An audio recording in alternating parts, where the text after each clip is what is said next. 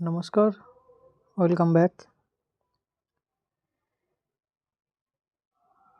আজকের এই সম্পূর্ণ ওয়াটার কালারটি পরপর পার্টে আমি করেছি।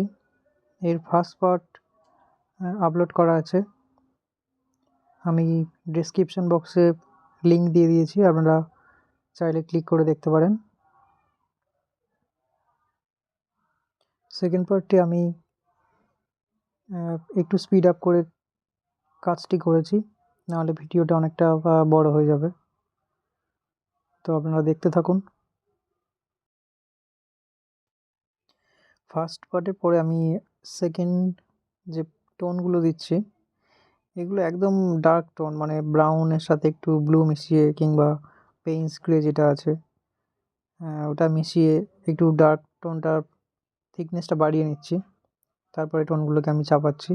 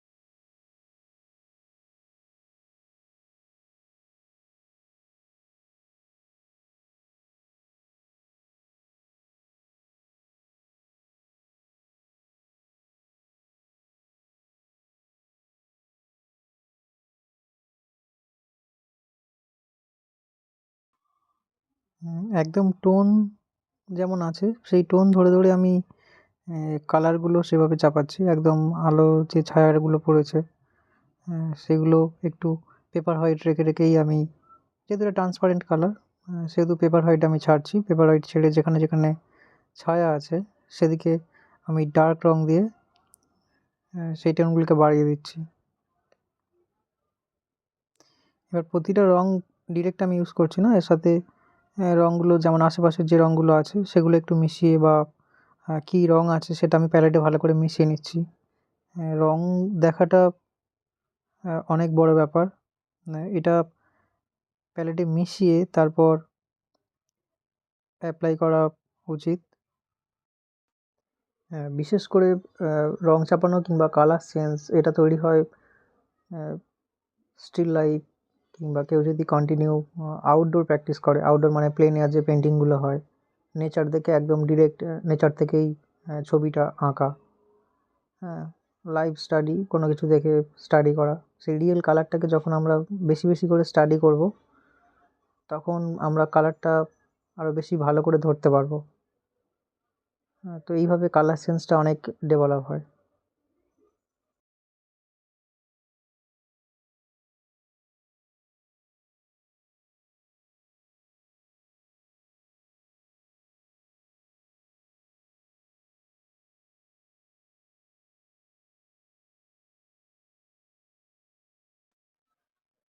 সবসময় ব্রাশ না ইউজ করে কখনো কখনো হাতও আমরা ইউজ করতে পারি। যেমন হাত দিয়ে আমি একটু একটু কোথাও মার্চ করে দিলাম, বা কোথাও একটু ঘষে দিলাম, যে এক্স্যাক্ট ওখানকার যে ওয়েদার, ওখানকার যে আলো ছায়া পড়ছে সেই জায়গাটাকে ফিল করানোর জন্যে।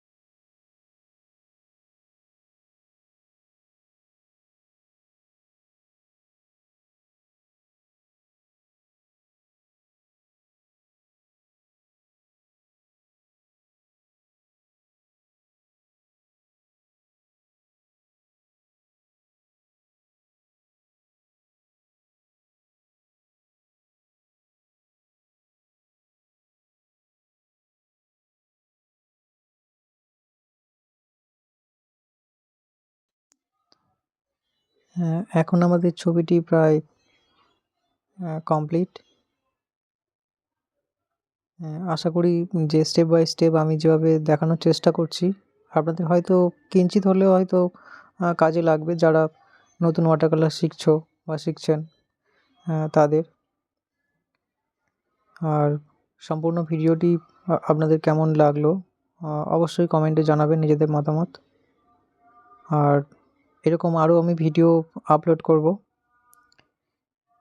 আপনারা সাবস্ক্রাইব করুন চ্যানেলটি আর লাইক করুন। Thank you.